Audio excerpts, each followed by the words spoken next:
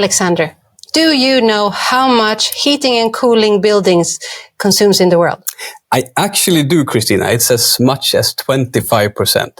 And it's pretty interesting because more than 50% of those 25% are, delivered by fossil fuels.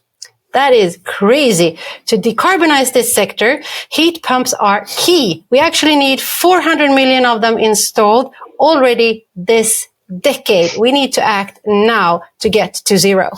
We do, definitely. And today we will hear the story of the UK company Kensa Group that has managed to accelerate the deployment of heat pumps in a smart and scalable way. Welcome to this episode of The Switch to a Green Economy. My name is Kristina Hagström-Milewska. And I'm Alexander Helling, and please prepare yourself for an interesting conversation.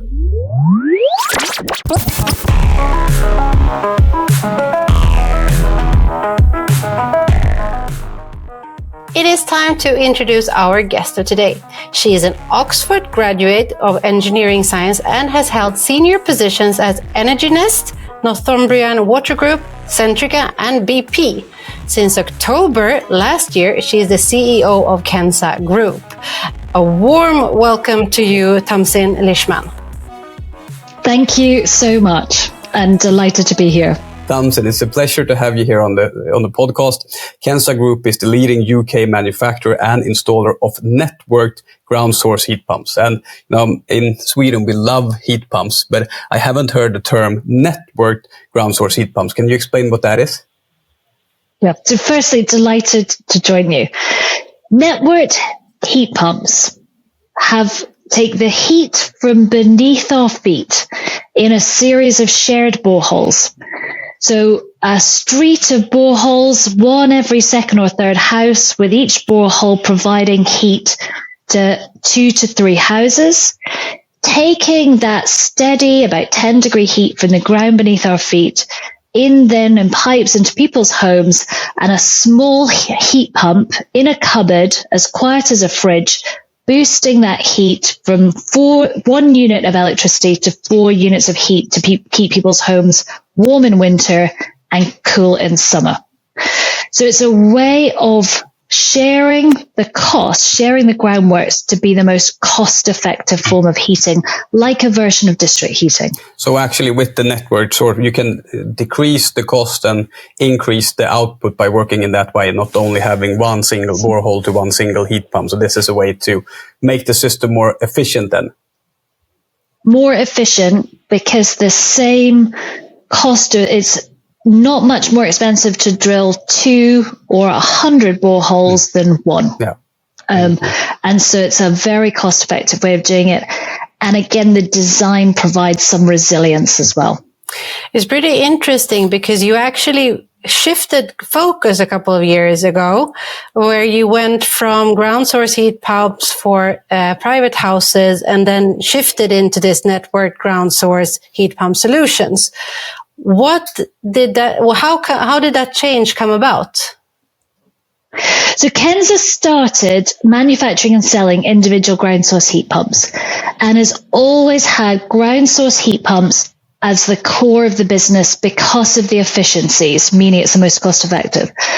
And around 10 years ago, Kensa realized that to do ground source heat pumps at scale, this concept of network heat pumps, doing streets at a time, new house developments, tower blocks, by doing those shared ground arrays, so sharing the groundworks allowed it to be more cost effective and improved the efficiency, the economics. And then Kensa realized that no one did the installation, and so set up that approach of, to do it, we had to create the route to market.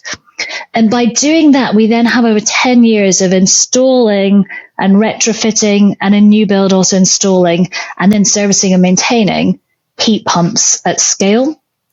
And then the next phase of evolution was just shortly ago, where again we recognized we had to find ways to fund, to take away the upfront capital cost and do heat as a service.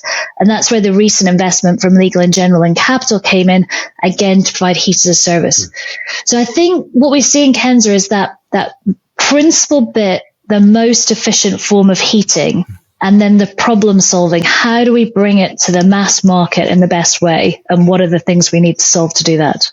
It's one of the things I love about this company. Very good. And Tamsin, I have a question just so I get it. But you deliver a full service, or you also do heat as a service, or you sell the equipment, or you do it, or how does the business model look like? Just yeah. So our business model is to provide heat as a service. So to design, manufacture, install, own, and provide maintenance and service. We also sell individual heat pumps, and we'll do the, design and install. But we see it's really important to be able to offer that heat as a service model, taking away the upfront costs and making it more affordable for people. Yeah. That's amazing. How did you come up with that business model, and what has been the successes you need to be able to do it? Yeah.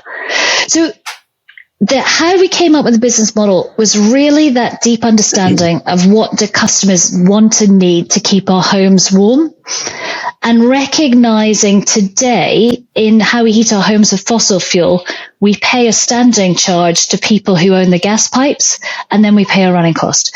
And so looking to model that experience and then attracting the investor backing to replicate that. So the investor backing to do heat as a service.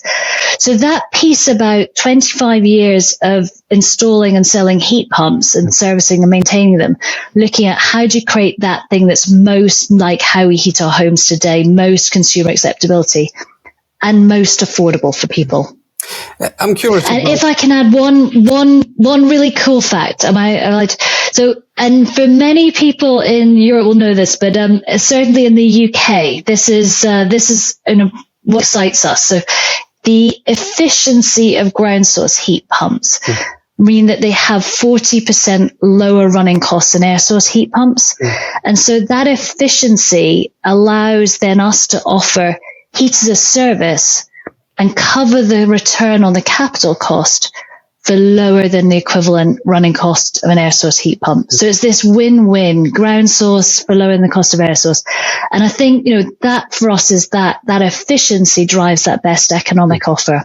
When you do the retrofitting, is it mainly where you have gas, or is it, electricity, or what is the common, what do you see most? So the two gas as fossil fuel heating, and also direct electric heaters. So something in the UK called night storage heaters. Those really are the highest cost form of heating today. So we do both.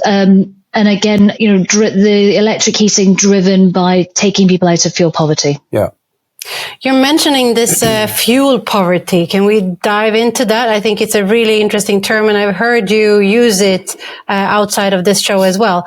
How would you explain it, and how do you work with that at Kensa? So I've got to confess here, there is a technical definition and I can't remember it. So there's maybe some Google notes or something. But anyway, but it is people, and I think we see this as a real situation across the UK. People who with the impact of the Russian gas crisis, their energy bills are so high, they're having to choose whether they eat or heat their homes. They're living in coats, and then the knock-on impacts of things like the health impacts that come from living in cold housing, the impacts again on, where they're having to make those choices of heat or eat. So it's a really stark situation today, in the UK and across different parts of the world with that, really, really where people cannot afford to heat their homes to a minimum level of comfort.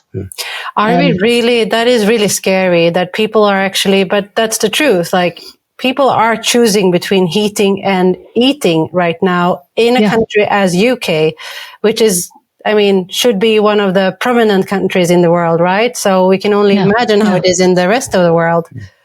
Is this something that you see that the others are starting to do as well? Other countries, other companies? Are you starting to get more and more friends out there? I'm not calling them competition. I'm calling them friends. Yeah.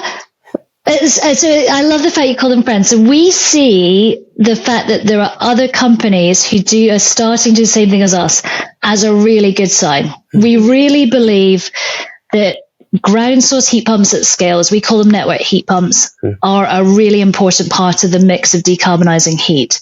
And we're really pleased that other really good companies are in our space, because it means that we're doing something right. So yes, we do see a number of companies who are in this space, and a bit of competition is always good. It creates better offers. So interesting. Yeah, I totally agree. I'm just, thinking about Japan, where we do a lot of work in Japan, and in northern Japan, they heat most of the houses with kerosene, which is extremely, expensive. It's very pollutant, and, how you could use a system like this to just switch that out and make it a lot more affordable and also a lot more greener. yeah. You got 2 investments recently, 2020, from Legal & General and Octopus Renewables.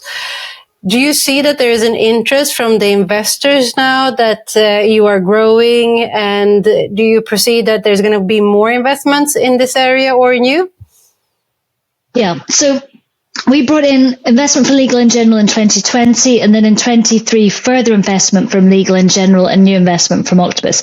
And I see a huge amount of interest in this space from the investment community. The other thing is there is billions of pounds of investor money waiting to be deployed in heat as a service solutions, like the ground infrastructure and our heat as a service.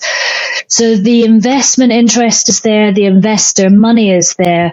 The piece we need is that policy certainty to secure the business models. Yeah.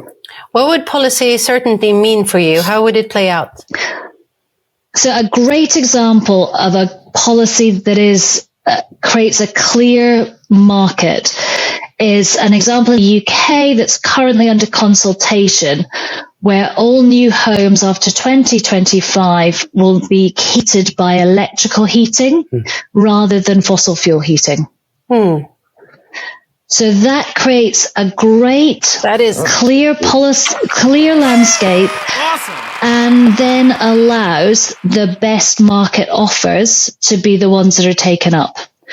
And so in that space, we've created an offer of ground source for house developers at less than air source at scale, and for the people living in those houses, ground source for less than air source. So it's a win-win offer. But it creates that ability to then develop really good commercial offers for the builders of houses, the buyers of houses, and the inhabitants of houses. Interesting. So that's a great policy, for example. I understand that. Is there any other things, if you would have this magic wand and you would wave it around, is there anything else you would wish for in order for this to increase in speed? Yes. So the next magic wish is then the concept of heat zoning, looking at in areas, in cities and towns, what are the solutions to decarbonize, and designating or areas, and then allowing people, companies like Kensa to bid. But in that, making sure we also include solutions like network heat pumps, ground source heat pumps at scale, along with district heating. So the economics for medium density housing is better for network heat pumps. So I think that my second wish is in looking at how we heat cities, making sure all the parts of the solution kit are included. How does it work when you have a district heating and you want to expand it? Can you install your network ground source heat pumps together with an existing district heating network to pump that up, or do they work together? Yeah. So I feel like we're saying this, we'll take any old heat. We can take really low grade heat from the sort of tail end of district heating systems right at the end where it's below the temperature that's useful in homes, whether that's from waste heat from data centers, including from sewage, and take that heat along with the heat from the ground and then boost it in the heat pump. So network heat pumps are a really good solution to extending the reach of district heating systems where the economics don't work, and taking other forms, as I say, of low grade heat and boosting it to be useful. The other thing we can do is provide cooling into office buildings or supermarkets take that heat, store it in the ground, and then again, that boosts the efficiency of heating for homes. So it's a really brilliant integrated system. And the beauty of using the ground is it's like a giant battery, seasonal, winter, summer battery, that's just there beneath our feet. And it's really remarkable. We love that saying. Beneath our feet, there is a lot of things to discover, right? No, it's very interesting. We usually have questions from the future where kids ask questions to our guests.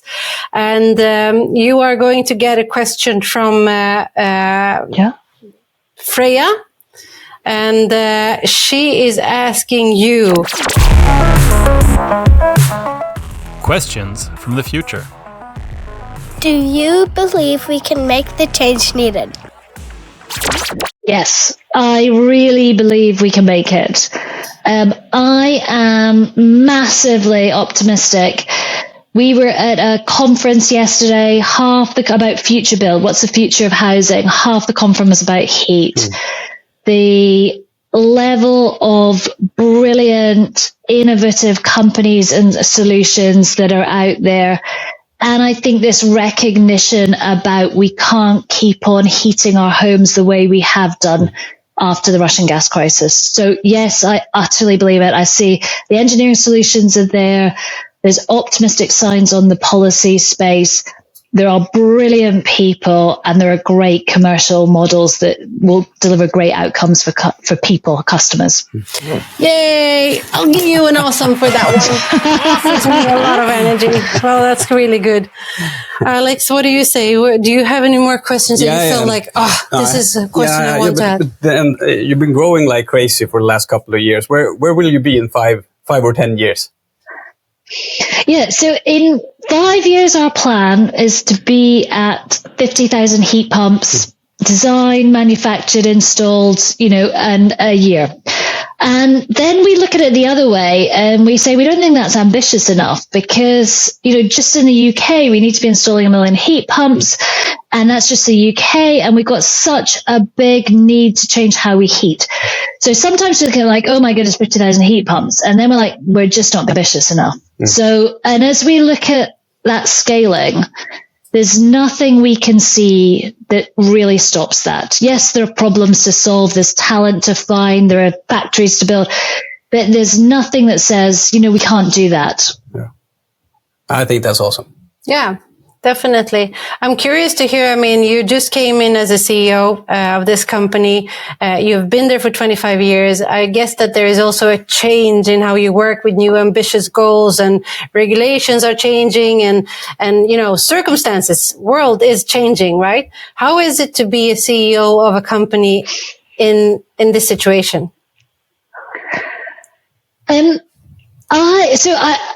When I joined Kensa, one of the reasons I joined was the purpose, decarbonizing heat. The challenge, that it is, there are problems to solve and many of us find that really interesting. And the last thing was about the company culture and values and a really committed team.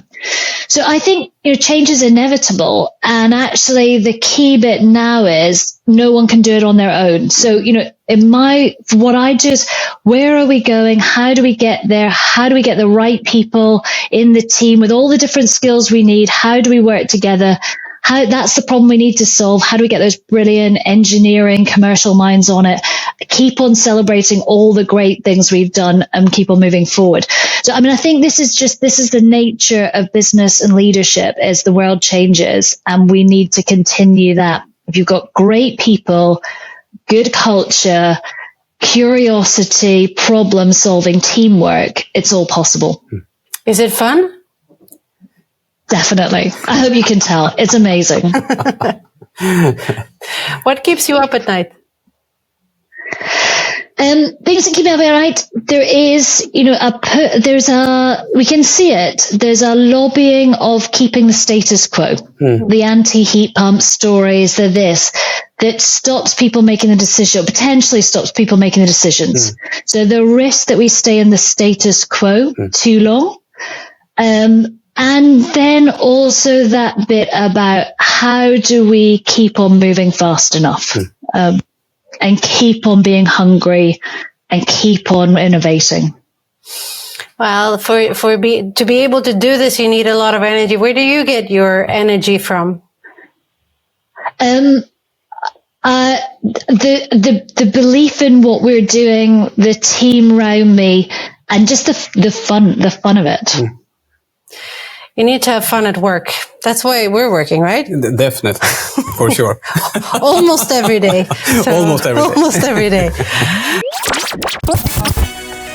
What an interesting conversation. We're coming to an end. What would be your biggest takeaways from the conversation we've had today with Tamsin? Yeah, I think,